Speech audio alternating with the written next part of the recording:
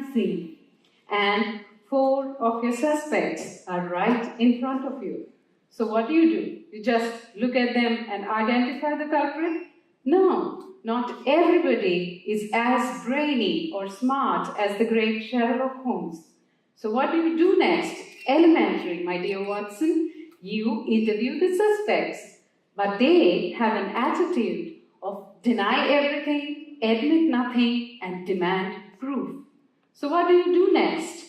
Not so elementary. You score the crime scene for clues.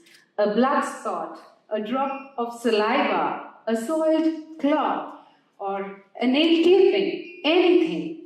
And when you find those, what do? You put them on the suspect and do matching? No. You have to do DNA fingerprint analysis. What is DNA fingerprint analysis? It is the process of matching the DNAs of 2 different individuals. DNA is the genetic material found in all nucleated cells of the body, and it is inherited partially from the mother and partially from the father, but the combination makes it unique to us.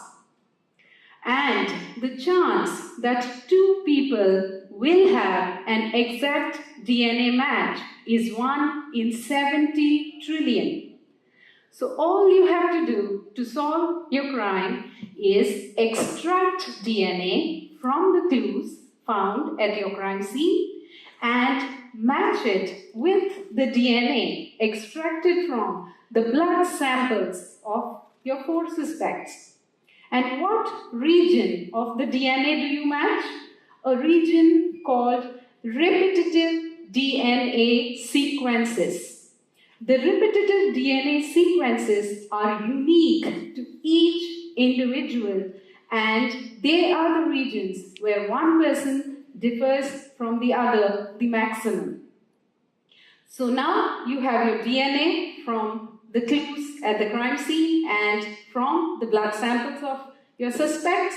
Now, match them at the repetitive DNA sequences.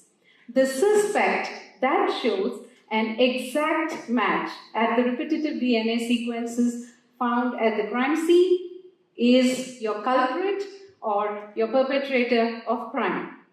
DNA fingerprint analysis was first used in court and used to convict Tommy Lee Andrews, a serial killer and a rapist. And the person who developed DNA fingerprinting analysis, Sir Alec Jeffrey, said that leaving a drop of your saliva at the crime scene is like leaving your name, your address, and your social security number. It's that precise. So next time you find yourself at a crime scene and want to play Sherlock Holmes, you know what to do, right? Thank you.